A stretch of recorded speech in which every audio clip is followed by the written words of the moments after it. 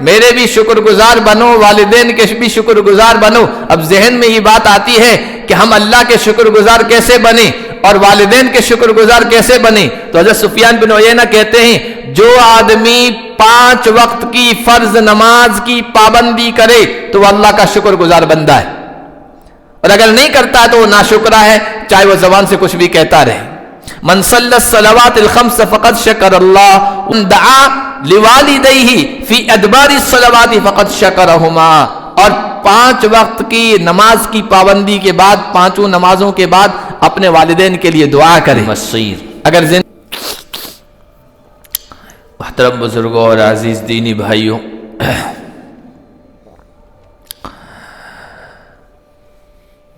اللہ تعالیٰ نے قرآن کریم میں اپنے ایک نیک بندے کا ذکر کیا ہے، اس پر ہونے والے احسانات کا ذکر کیا ہے اور اس کی خوبیوں کا ذکر کیا ہے۔ حضرت لقمان علیہ السلام انہوں نے اپنے بیٹے کو جو وصیت کی، نصیحت کی، ان کا بھی ذکر ہے۔ ان کی نصیحتوں کے درمیان اللہ تعالیٰ نے ذکر فرمایا وَوَصَّيْنَا الْإِنسَانَ بِوَالِدَيْهِ، ہم نے انسان کو وصیت کی، تاکید کی اس کے والدین کے بارے میں۔ وصیت اہم کام کے لیے ہوتی ہے، چھوٹے موٹے کاموں کے لیے، غیر معمولی کاموں کے لیے وصیت نہیں ہوتی ہے۔ تو قرآن کریم میں یا احادیث میں جہاں کہیں بھی وصیت کا لفظ ہے تو اس کا مطلب بہت اہم نصیحت کی گئی ہے، بہت اہم معاملے کی تاکید کی گئی ہے اور خاص چیز کا حکم دیا گیا ہے اور اس کا خیال رکھنے کو کہا گیا ہے۔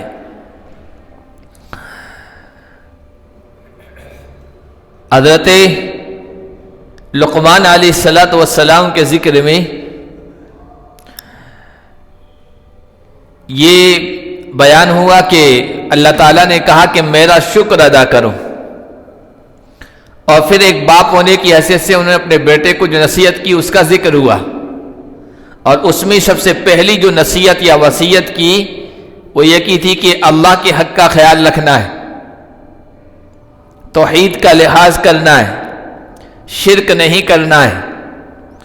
تو پھر بیچ میں اللہ تعالیٰ نے والدین کے سلسلے میں تاکید کی، وَوَصَّيْنَا الْإِنسَانَ بِوَالِدَيْهِ، ہم نے وصیت کی، تاکید کی انسان کو اس کے والدین کے سلسلے میں، کہ جب ایک باپ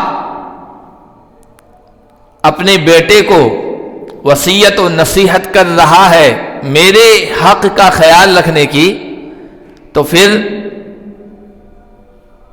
والدین کے بارے میں بھی ہم کہتے ہیں اولاد کو کہ بھائی اپنے والدین کا خیال رکھو، ان کے ساتھ اچھا سلوک کرو، حسن سلوک سے پیش آؤ، ان کے ساتھ نیکی کرو، ان کے حقوق کو ادا کرو۔ والدین کا خاص طور پر تذکرہ اس لیے کیا کہ اللہ کی ذات اس دنیا میں انسان کے وجود کا باعث ہے، سبب ہے۔ اس دنیا میں انسان جو آتا ہے وہ اللہ کے حکم سے آتا ہے، اللہ کا کرم ہوا، اللہ کا حکم ہوا تو انسان کو وجود بخشا، اس کو وجود ملا، لیکن اس کے وجود کو باقی رہنے کے لیے پلنے، بڑھنے، بڑا ہونے، جوان ہونے میں اس کے والدین کا کردار ہوتا ہے، ان کے احسانات ہوتے ہیں۔ اس وجہ سے کہا ہم نے والدین کے بارے میں انسان کو تاکید کی ہے، نصیحت کی ہے۔ اور قرآن کریم میں آپ دیکھیں گے کئی جگہوں پر آیا جہاں اللہ کی توحید کا حکم ہے، وہاں ساتھ ساتھ میں اولاد کے والدین کے ساتھ اچھا سلوک کرنے کا حکم دیا گیا ہے۔ اس سے والدین کی عظمت بھی معلوم ہوتی ہے، اہمیت معلوم ہوتی ہے۔ اور پھر آگے کہا حملتہ امہ وہنا علی وہن وفصالہ فی عامین ان اشکر لی ولوالدیک۔ پہلے تو والدین کا تذکرہ کیا دونوں کا، پھر ماں کا الگ طور پر کہا حملتہ امہ وہنا علی وہن، اس کی ماں نے اس کو اٹھایا ہے مشقت پر مشقت کے ساتھ، کمزوری پر کمزوری کے ساتھ، پریشانی پر پریشانی کے ساتھ۔ وفصالہ فی عامین، اور پھر اس کا دودھ چھڑانا ہوا 2 سال میں۔ یعنی والدہ کے لیے خصوصی طور پر تاکید کی ہے، نصیحت کی ہے، اس لیے کہ والدہ نے محنت مشقت کا زیادہ سامنا کیا ہے۔ بعض علماء نے لکھا کہ والد بھی ہیں اس میں شامل، لیکن چونکہ والد کا جو معاملہ ہوتا ہے اولاد کے ساتھ، وہ اولاد دیکھ لیتی ہے اپنے آنکھوں سے، وہ اولاد دیکھ لیتی ہے اپنے اولاد بڑی ہوتی ہے، اب وہ دیکھ رہی ہے میرے ابا مجھے بازار لے جا رہے ہیں، من پسند کی چیزیں خرید کے دے رہے ہیں، ہمارے ابا ہمارے لیے لا رہے ہیں، ہمارے ابا ہمارے لیے لا رہے ہیں۔ سمجھ بوجھ کی عمر میں آتے ہیں تو وہ اپنے والد کے جو معاملات ہیں ان کے ساتھ جو شفقت ہے، جو تربیت کا معاملہ ہے، جو خدمت کا معاملہ ہے، ضروریات پوری کرنے کا معاملہ ہے، وہ اولاد دیکھتی ہے تو وہ یہ سمجھے گی کہ بس والد ہی کر رہے ہیں۔ اس لیے اللہ تعالیٰ نے کہا تمہارا جب شعور کا زمانہ نہیں تھا، جب تمہیں کچھ پتا نہیں تھا، اس زمانے میں تمہاری والدہ نے بہت مشقت کا معاملہ کیا ہے، والد سے کم نہیں ہے معاملہ والدہ کا۔ حملت ام وہنن، کمزوری پر کمزوری۔ ماں کے پیٹ میں جب نطفہ ٹھہرتا ہے، بچہ ٹھہرتا ہے، اس وقت سے ہی پریشانیوں کا معاملہ شروع ہو جاتا ہے۔ اور وہنن علی وہن، اپنی نہ نیند کا خیال ہوتا ہے، نہ اپنے راحت و آرام کا خیال ہوتا ہے، اٹھنے میں، بیٹھنے میں، کھڑے ہونے میں، لیٹنے میں، آنے جانے میں والدہ پریشانی کا سامنا کرتی ہے۔ 9 مہینے اپنے پیٹ میں اس بوجھ کو رکھتی ہے، کتنی تکلیفوں اور پریشانیوں کا سامنا کرتی ہوگی۔ ذرا سا بوجھ ہم اٹھا لیتے ہیں تو یہ دل دماغ میں ہوتا ہے جلدی سے اس کو نیچے رکھیں اور راحت پائیں، اور وہ بچے کا بوجھ 9 مہینے اٹھاتی ہے۔ دوسری بیماریاں، پریشانیاں، رکاوٹیں، دوسرے حالات الگ۔ تو وہنن علی وہن وفصالہ، پھر اللہ کا جب حکم ہوتا ہے وہ جن دیتی ہے، بچہ ماں کے رحم سے، بطن سے باہر آ جاتا ہے، لیکن ماں کا معاملہ ختم نہیں ہوا، چونکہ ابھی اس کو اپنی ضرورتیں پوری کرنے کی حالت نہیں ہے اس بچے کی، تو ماں کی ذمہ داری اور بڑھ گئی۔ اب اس کا خیال رکھتی ہے، اس کے دودھ پلانے کا، اس کی دوسری ضرورتوں کا، اس کی دوسری تکلیفوں کا۔ اس کا دودھ پلانا ہے 2 سال، اب 2 سال تک، 2.5 سال تک پھر وہ پریشانیوں کا سامنا کرتی، بچے کی تکلیف پر خود تکلیف محسوس کرتی ہے، بچے کے درد پر خود سراپا درد بن جاتی ہے۔ اگر بچہ خوش ہوتا ہے تو ماں خوش، بچہ کو ذرا سا دیکھا کہ آج کچھ اس کی طبیعت گڑبڑ ہے تو ماں کی طبیعت گڑبڑ ہو جاتی ہے۔ اس سے بڑھ کر اور قربانی ماں کی کیا ہوگی؟ تو اللہ تعالیٰ نے ماں کے بارے میں خاص طور پر کہا کہ ماں کا خاص خیال رکھنا ہے، اس نے تیری تجھے اٹھانے میں اور ولادت میں اور پھر پرورش میں اور تربیت میں بڑا کردار ادا کیا ہے۔ اسی لیے اللہ کے نبی صلی اللہ علیہ وسلم کے پاس ایک صحابی آئے اور آ کر کہا یا رسول اللہ من احق الناس بحسن صحابتی، میرے حسن سلوک کا، حسن رفاقت کا سب سے زیادہ حقدار کون ہے؟ حضور علیہ الصلوۃ والسلام نے ارشاد فرمایا امک، تمہاری ماں ہے۔ اس نے پھر سوال کیا یا رسول اللہ میرے حسن سلوک کا سب سے زیادہ حقدار کون ہے؟ حضور نے پھر فرمایا امک، تمہاری ماں ہے۔ اس نے تیسری مرتبہ یہی سوال کیا، حضور نے وہی جواب دیا۔ چوتھی مرتبہ جب سوال کیا تو کہا ثم ابوکا، پھر تمہارے والد، تمہارے ابا زیادہ حقدار ہیں تمہارے حسن سلوک کے۔ وہ اسی آیت کی طرف اشارہ ہے کہ ماں جو ہے نا، وہ ماں 3 مرحلوں سے گزرتی ہے، اور وہ مرحلے ایسے ہیں جن کا سامنا باپ نہیں کرتا ہے اور نہ کوئی بچے کا دوسرا رشتہ دار کرتا ہے. ایک تو ماں ہونے کے ناطے سے جو خیال رکھتی ہے، پھر بچے کو جو پیٹ میں رکھا ہے 9 مہینے اور تکلیفوں کا سامنا کیا ہے وہ الگ حالات ہیں، اور پھر بچہ ہو جانے کے بعد، ولادت کے بعد دودھ پلانے کے جو مراحل ہیں چھوٹی عمر میں، ان میں جو ماں خیال رکھتی ہے کوئی اور خیال نہیں رکھتا ہے. اس لیے حضور صلی اللہ علیہ وسلم نے 3 مرتبہ جواب میں یہی کہا، تمہارے حسن سلوک کی زیادہ حقدار تمہاری ماں ہے. اور ہم اللہ کا حق ادا کریں لیکن والدین کا حق ادا نہ کریں تو اللہ کے یہاں قابل قبول نہیں ہے. اللہ کا ایسا حق اللہ کے یہاں قابل قبول نہیں ہے. حضرت عبداللہ ابن عباس جو قرآن کے تفسیر کے ماہر تھے وہ کہا کرتے تھے 3 آیات نزلت مقرونۃ بثلاثۃ لا تقبل منها واحدۃ بغیر قرینتها. 3 آیتیں ہیں جو اپنے جیسی دوسری 3 آیتوں یا 3 احکام ایسے ہیں، حکم ایسے ہیں جو دوسرے 3 کے ساتھ جڑے ہوئے ہیں، دونوں کا آپس میں خاص تعلق ہے، اور ان میں اگر بندہ ایک حکم بجا لائے، ایک کام کرے، ایک عمل کرے، دوسرا نہ کرے تو قبول نہیں ہوگا. پھر انہوں نے کہا پہلی نمبر کی جو آیت ہے وہ ہے وَأَطِيعُوا اللَّهَ وَأَطِيعُوا الرَّسُولَ. اللہ نے قرآن میں کہا اللہ کی اطاعت کرو اور رسول کی اطاعت کرو. اب کوئی بندہ کہ میں اللہ کی اطاعت کروں گا، قرآن کو مانوں گا، رسول کی اطاعت نہیں کروں گا، احادیث کو نہیں مانوں گا، تو قرآن کا ماننا قبول نہیں کیا جائے گا. اللہ کی اطاعت رسول کی اطاعت کے بغیر قبول نہیں کی جائے گی. دوسرا انہوں نے فرمایا، دوسری آیت ہے وَأَقِيمُوا الصَّلَاةَ وَآتُوا الزَّكَاةَ وَارْكَعُوا مَعَ الرَّاكِعِينَ. اللہ فرماتے ہیں نماز قائم کرو اور زکوٰۃ ادا کرو اور رکوع کرنے والوں کے ساتھ رکوع کرو. فرماتے ہیں فمن صلی ولم یزکی لم یقبل منہ. جو آدمی یہ کہے میں تو نماز تو پڑھتا رہوں گا، زکوٰۃ نہیں دوں گا، مال میں سے خرچ نہیں کروں گا، تو اس کی نماز بھی قبول نہیں کی جائے گی. اس لیے کہ اللہ تعالیٰ نے دونوں کا ایک ساتھ ذکر کیا ہے. اور تیسرا فرمایا اللہ تعالیٰ نے یہاں سورہ لقمان میں کہا انشکر لی ولوالدیک.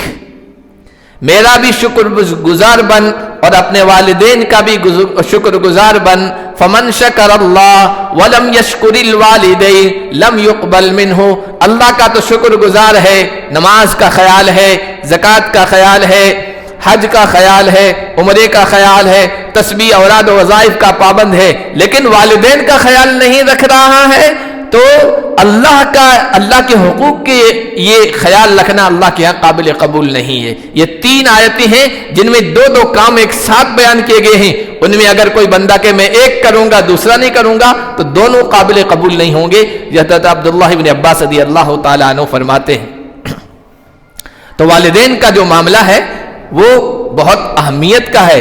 اس لیے اللہ تعالیٰ نے حضرت لقمان کی نصیحت کے بیچ میں والدین کا تذکرہ کیا اور خاص طور پر والدہ کے بارے میں کہا والدہ کا خصوصی خیال رکھنا ہے، اس کی قربانیاں زیادہ ہیں. حضرت عمر ابن خطاب رضی اللہ تعالیٰ عنہ کے پاس ایک آدمی آیا، کہنے لگا ان لی امن بلغ منها الكبر انها لا تقضي حوائجها الا وظهري لها مطیہ. امیر المومنین میری والدہ ہے، عمر بہت ہو چکی ہے، بہت کمزور ہو چکی ہے، اپنی ضرورت کے لیے بھی چل کر نہیں جا سکتی ہے ضرورت پوری کرنے کے لیے. تو جب بھی اس کو پیشاب پخانا یا دوسری ضرورتیں ہوتی ہیں تو میں اپنی پیٹھ پر ان کو لاد کر ضرورتیں پوری کرواتا ہوں. کہنے لگا فہل ادیت حقہا. ایک عرصے سے میں یہ کر رہا ہوں، کیا میں نے اپنی والدہ کا حق ادا کر دیا؟ حضرت عمر ابن خطاب نے کہا لا، نہیں، تو نے حق ادا نہیں کیا اور نہ کر سکتے ہو. کیوں؟ لِأَنَّهَا كَانَتْ تَصْنَعُ بِكَ ذَلِكَ وَهِيَ تَتَمَنَّى بَقَاءَكَ. کہا کہ تم جب چھوٹے تھے تمہاری والدہ کی طرح اسی طرح محتاج تھے، خود کچھ نہیں کر سکتے تھے، تو تمہاری والدہ نے تمہاری ساری ضرورتیں اسی طرح پوری کی ہے اور آج تم اس کی ضرورتیں پوری کر رہے ہو. لیکن دونوں میں فرق ہے. والدہ جب تمہاری ضرورت اس طرح پوری کرتی تھی تو اس کے دل کی خواہش تمنا یہ تھی میرا بچہ بڑا ہو، میرے بچے کو لمبی زندگی ملے، میرے بچے کو لمبی عمر ملے، وہ اس کی تمنا کرتی تھی. وَأَنْتَ تَصْنَعُ وَأَنْتَ تَتَمَنَّى فِرَاقَهَا. آج تم اسی طرح اپنی والدہ کی ضرورتیں پوری کروا رہے ہو، لیکن دل میں یہ ہے کہ یہ بڑھاپا، یہ کمزوری کا مرحلہ کب ختم ہو اور اس دنیا سے چلی جائے، اس پریشانی سے تو اس کو نجات مل جائے، تمہارے دل میں یہ بات ہوتی ہے. تو دونوں میں فرق ہے. لیکن وَلَكِنَّكَ مُحْسِنٌ، ہاں یہ جو کام کر رہے ہو نا، اس میں تم حسن سلوک کرنے والے ہو، اچھا کام کر رہے ہو، اللہ کی نگاہ میں بہت محبوب و پسندیدہ ہے. وَاللَّهُ يُثِيبُ الْكَثِيرَ عَلَى الْقَلِيلِ، اور اللہ تو وہ ہے جو تھوڑے سے کام پر بھی بہت زیادہ انعام دیتا ہے. تمہیں بھی اس کا اجر دے گا، انعام دے گا. اسی لیے قرآن کریم میں والدین کی حسن سلوک کی تاکید کی گئی ہے بار بار.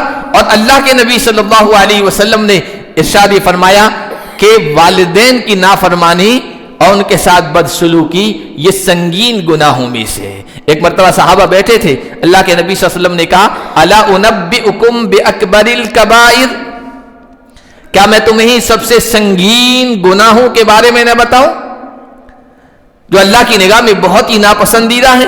صحابہ نے کہا یا رسول اللہ ضرور بتائیے. حضور صلی اللہ علیہ وسلم نے فرمایا الاشراک باللہ، اللہ کے ساتھ شرک کرنا یہ سب سے سنگین گناہ ہے. پھر فرمایا وعقوق الوالدین، والدین کی نافرمانی کرنا. اور تیسرا حضور صلی اللہ علیہ وسلم صحابہ فرماتے ہیں یہ جب فرما رہے تھے ٹیک لگا کے بیٹھے تھے، سیدھے بیٹھ گئے اور پھر کہنے لگے الا وقول الزور، الا وقول الزور، سنو جھوٹی بات، جھوٹی گواہی، جھوٹی بات بہت سنگین گناہ ہے، اللہ کے غضب کو ڈھانے والی ہے.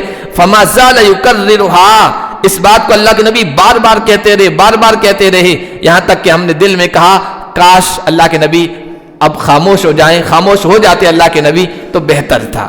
تو یہ والدین کے ساتھ حسن سلوک اللہ کی نگاہ میں بہت پسندیدہ عمل ہے، اور ان کے ساتھ بدسلوکی یا ان کے حقوق کو ادا نہ کرنا یہ سنگین گناہوں میں سے ہے. اللہ تعالیٰ نے فرمایا انشکر لی ولوالدیک، ہم نے یہ تاکید کی ہے میرے بھی شکر گزار بنو اور اپنے والدین کے بھی شکر گزار بنو. میرے شکر گزار کیوں بنو؟ اللہ نے میں نے ایمان کی دولت دی ہے، توحید کی دولت دی ہے، صحیح راستہ بتایا ہے، تو میرے شکر گزار بنو. اور والدین کے شکر گزار کیوں بنو؟ کہ انہوں نے تمہاری تربیت کی ہے، تمہیں پالا پوسا ہے، اور تمہاری تربیت میں پالنے پوسنے میں جو پریشانیاں آئی ان کا سامنا خوش دلی کے ساتھ کیا ہے، ان کو برداشت کیا ہے. حضرت سفیان بن عیینہ بڑے عالم گزرے ہیں، تو انہوں نے کتنے اچھی بات کہی ہے اس آیت کے ضمن میں. کہا کہ من صلی الصلوات الخمس فقد شکر اللہ. اللہ کیا فرما رہے ہیں؟ میرے بھی شکر گزار بنو، والدین کے بھی شکر گزار بنو. اب ذہن میں یہ بات آتی ہے کہ ہم اللہ کے شکر گزار کیسے بنیں اور والدین کے شکر گزار کیسے بنیں. تو حضرت سفیان بن عیینہ کہتے ہیں جو آدمی 5 وقت کی فرض نماز کی پابندی کرے تو وہ اللہ کا شکر گزار بندہ ہے، اور اگر نہیں کرتا تو وہ ناشکرا ہے، چاہے وہ زبان سے کچھ بھی کہتا رہے. من صلی الصلوات الخمس فقد شکر اللہ ومن بر والدیہ ومن دعا لوالدیہ فی ادبار الصلوات فقد شکرہما. اور 5 وقت کی نماز کی پابندی کے بعد، 5 نمازوں کے بعد اپنے والدین کے لیے دعا کرے. اگر زندہ ہے اللہ انہیں عزت کی زندگی نصیب فرما، خوشحالی کی زندگی عطا فرما، صحت عطا فرما، عافیت والی زندگی عطا فرما. اور اگر اس دنیا سے چلے گئے ہیں تو ان کی رحمت کی، مغفرت کی، درجات کی بلندی کی دعا کرے تو اس نے والدین کا شکر ادا کر دیا. اب کتنا آسان معاملہ کر دیا ہے، لیکن ہم میں سے کتنے لوگ ہیں جو شکر گزاری کا یہ طریقہ اپناتے ہیں؟ 5 نمازیں پڑھ لو، اللہ کے شکر گزار بن جاؤ گے، اور ان نمازوں کے بعد اپنے والدین کے لیے خصوصی دعا کر دو، والدین کے بھی شکر گزار بن جاؤ گے. اللہ نے یہی کہا میرے بھی شکر گزار بنو اور والدین کے بھی شکر گزار بنو. اور اگر کوئی آدمی یہ سوچے کہ میرے والدین تو اس دنیا میں نہیں ہیں تو ان کے لیے الگ سے کیا کروں کہ میں ان کے ساتھ حسن سلوک کرنے والا بن جاؤں، ان میں شمار ہو جاؤں. تو حدیث میں اللہ کے نبی صلی اللہ علیہ وسلم سے ایک صحابی نے پوچھا تھا یا رسول اللہ هل بقي من بر ابوي شيء ابرهما بعد موتهما. یا رسول اللہ میرے والدین تو اس دنیا سے چلے گئے ہیں، کیا کوئی ایسی چیز ہے، کوئی ایسا طریقہ ہے جس کو میں اپناؤں اور اس کو اپنا کر میں ان کے ساتھ حسن سلوک کروں، اچھا سلوک کروں؟ تو حضور نے فرمایا ہاں ہے. فرمایا الصلاۃ علیہما، ایک تو ان کے لیے دعائے مغفرت کرتے رہنا، دعا کرتے رہنا، یہ ان کے ساتھ حسن سلوک کا طریقہ ہے. دوسرا فرمایا وَإِنْفَاذُ أَحْدِهِمَا مِنْ بَعْدِهِمَا، انہوں نے کوئی عہد کیا تھا، کوئی وعدہ کیا تھا، کسی کو کچھ دینے کا کہا تھا، کوئی وصیت کی تھی، اس وصیت کو، وعدے کو، عہد کو پورا کرنا، یہ والدین کے ساتھ اس نے سلوک کرنا ہے۔ تیسرا فرمایا وَإِكْرَامُ صَدِيقِهِمَا، باپ کے جو دوست تھے، ماں کی جو سہیلیاں تھیں، ان کے جو تعلق رکھنے والے تھے، ان کا اکرام کرنا، ان کی عزت کرنا، ان کے ساتھ اچھا سلوک کرنا، یہ والدین کے ساتھ اچھا سلوک کرنا ہے۔ وَصِلَةُ الرَّحِمِ الَّتِي لَا تُوصَلُ إِلَّا بِهِمَا، اور تو فرمایا، چوتھا فرمایا وہ رشتہ داری جو ماں باپ کی وجہ سے قائم ہے، ان کے ساتھ اچھا سلوک کرنا، چچا ہے، بھائی ہیں، یہ باپ کی وجہ سے ہیں، ادھر ماموں ہیں، خالائیں ہیں، یہ ماں کی وجہ سے ہیں، یہ رشتہ داریاں، ان کے ساتھ اچھا سلوک کرنا، یہ ایسا ہے جیسے تم والدین کے ساتھ اس نے سلوک کر رہے ہو۔ آگے فرمایا اللہ تعالیٰ نے ان اشکر لی ولوالدیک الی المصیر، سنو ہماری طرف لوٹ کے آنا ہے۔ یہ وہ خاص پوائنٹ ہے، یہ خاص معاملہ ہے جو قرآن میں بار بار ذہن نشین کرایا گیا ہے، دل و دماغ میں بات بٹھائی گئی ہے۔ جو کچھ کرو گے اس کا بدلہ پاؤ گے، اچھا کرو گے تو جزا پاؤ گے، برا کرو گے تو سزا پاؤ گے، لوٹ کر ہمارے پاس سب کو آنا ہے۔ آگے اللہ نے فرمایا وَإِن جَاهَدَاكَ عَلَىٰ أَن تُشْرِكَ بِي مَا لَيْسَ لَكَ بِهِ عِلْمٌ فَلَا تُطِعْهُمَا، والدین کے ساتھ اچھا سلوک کرنے کو کہا ہے، لیکن کہا کہ میرا حق اور والدین کے حق میں جب ٹکراؤ ہو تو پھر تو بھائی میرے حق کو ترجیح دینا ہے۔ اگر والدین تمہیں مجبور کریں، ان جاہداک، وہ جہاد کریں، یعنی اپنے انتھک کوشش لگا دیں، کس بات پر؟ اس بات پر کہ تم شرک کرنے والے بن جاؤ۔ والدین مشرک ہیں، والدین کافر ہیں، والدین دوسرے مذہب کے ماننے والے ہیں، دوسرے دھرم کے ماننے والے، اور اولاد کو مجبور کر رہے ہیں تم بھی یہی مذہب اپناؤ۔ وَإِن جَاهَدَاكَ عَلَىٰ أَن تُشْرِكَ بِي مَا لَيْسَ لَكَ بِهِ عِلْمٌ فَلَا تُطِعْهُمَا، یہاں خیال رکھنا ہے ان کی بات نہیں ماننی، ان کی اطاعت نہیں کرنی ہے، اس معاملے میں ان کے حکم کو نہیں ماننا ہے۔ حکم کو نہیں ماننے کا مطلب یہ ہے کہ ان کے ساتھ بدسلوکی کریں، ان کے حقوق کو ادا نہ کریں، ان کی خدمت نہ کریں، نہیں، اسلام ایسی سختی کا حکم نہیں دیتا ہے، نہ اسلام اس طرح کی تعلیمات دیتا ہے۔ آگے فرمایا وَصَاحِبْهُمَا فِي الدُّنْيَا مَعْرُوفًا، والدین کافر ہیں، والدین مشرک ہیں، والدین عیسائی ہیں، والدین یہودی ہیں، والدین کسی اور دھرم، کسی اور مت، کسی اور مذہب کے ماننے والے ہیں، وہ اپنے مذہب پر تمہیں مجبور کرے، شرک پر، کفر پر، اس معاملے میں تو ان کی بات نہیں ماننی ہے، اور نہیں مانو گے تو ہمارے یہاں پکڑ نہیں ہوگی۔ لیکن وَصَاحِبْهُمَا فِي الدُّنْيَا مَعْرُوفًا، جب تک وہ دنیا میں ہیں تمہیں ان کے ساتھ اچھا سلوک کرنا ہے، ان کے حقوق کا خیال رکھنا ہے، ان کی خدمت کرنی ہے، ان کی عظمت دل میں بٹھانی ہے، ان کے ساتھ بدتمیزی نہیں کرنی ہے، کافر ہوتے ہوئے بھی، مشرک ہوتے ہوئے بھی۔ یہی تو اسلام کی خوبی ہے، اسلام کا حسن ہے کہ مذہب الگ الگ ہے تو اس کا مطلب یہ نہیں کہ تم ان کو چھوڑ دو اور چلے جاؤ، ان کی خدمت کرنا ہے، ان کے حقوق کا ادا کرنا، دنیا میں ان کے ساتھ اچھا سلوک کرو، اچھا معاملہ رکھو، حسن سلوک کے ساتھ ان کے ساتھ پیش آؤ، لیکن شرک پر مجبور کریں تو اس بات کو نہیں ماننا ہے۔ حدیث میں آیا لا طاعۃ لمخلوق فی معصیۃ الخالق، خالق کی نافرمانی کر کے مخلوق کی بات کو نہیں ماننا ہے۔ والدین اگر کسی گناہ پر آمادہ کر رہے ہیں، اللہ کے حکم کو توڑنے پر آمادہ کر رہے ہیں، وہاں تو والدین کی بات نہیں ماننی ہے۔ اس کے علاوہ چاہے ان کا مذہب الگ کیوں نہ ہو، ایک بچہ، ایک اولاد، ایک بیٹا، ایک بیٹی اپنے والدین کے ساتھ کتنا اچھا سلوک کر سکتا ہے، وہ سب ان کے ساتھ کرنا ہے۔ اور ایسے کئی واقعات ہوئے اللہ کے نبی صلی اللہ علیہ وسلم کے دور میں۔ حضرت اسما کہتی ہیں میری والدہ ابھی مشرکہ تھی، صلح حدیبیہ والا جب معاملہ پیش آیا تو مکہ سے مدینہ آئی، مجھ سے ملنے آئی، اور وہ اس بات کی خواہش مند تھی کہ مجھے میری اولاد کچھ دے، دنیا مال کے اعتبار سے، دولت کے اعتبار سے میری خدمت کرے، ہدیہ تحفہ دے۔ تو چونکہ مسئلہ تھا نا کہ وہ تو کافر ہے، مشرک ہے، میں تو مسلمان ہو گئی ہوں، میں اللہ کے نبی کے پاس آئی اور میں نے کہا یا رسول اللہ اتتنی امی وہی راغبۃ عنی، رسول اللہ میری والدہ آئی ہوئی ہے اور وہ اس دین اسلام سے منہ پھیرے ہوئے ہے، دین اسلام کو قبول نہیں کیے ہوئے مشرک ہے، تو کیا میں اس کے ساتھ اچھا سلوک کر سکتی ہوں، مالی اعتبار سے اس کا تعاون کر سکتی ہوں، اس کی خدمت کر سکتی ہوں؟ حضور صلی اللہ علیہ وسلم نے کہا بالکل کھلے دل کے ساتھ ان کے ساتھ اچھے سلوک سے پیش آؤ، ان کی مالی خدمت کرو، مال کے اعتبار سے ان کا تعاون کرو، ان کی مدد کرو، اسلام اس کی ترغیب دیتا ہے۔ اس لیے یہاں بھی کہا وَصَاحِبُهُمَا فِي الدُّنْيَا مَعْرُوفًا، دنیا میں ان کے ساتھ اچھا سلوک کرنا ہے، لیکن کفر شرک میں ان کی بات نہیں ماننی ہے۔ وَاتَّبِعْ سَبِيلَ مَنْ أَنَابَ إِلَيَّ، آگے کہا جو میری طرف رجوع کیے ہوئے ہیں، جو میری طرف رخ کیے ہوئے ہیں، جو میری طرف متوجہ ہوئے ہیں، ان کی بات ماننا ہے، ان کے ساتھ رہنا ہے۔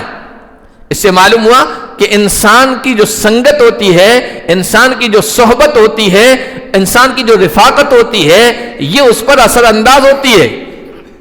غلط لوگوں کے ساتھ رہیں گے تو ان کے غلط کاموں کے اثرات انسان پہ پڑیں گے، اور اچھے لوگوں کے ساتھ رہیں گے تو ان کے اچھے اعمال، اچھے حرکات، اچھے اخلاق کے اثرات انسان پہ پڑیں گے۔ اس اللہ نے فرمایا رہنا ان کے ساتھ ہے، پیروی ان کی کرنی ہے جو میری طرف رجوع کیے ہوئے ہیں۔ اللہ کی طرف رجوع کرنے والے کون ہیں؟ اللہ کی طرف توجہ کرنے والے کون ہیں؟ ان کی 4 علامتیں، 4 نشانیاں ہیں۔ پہلے فرمایا محبتہ، جس کے دل میں اللہ کی محبت ہو۔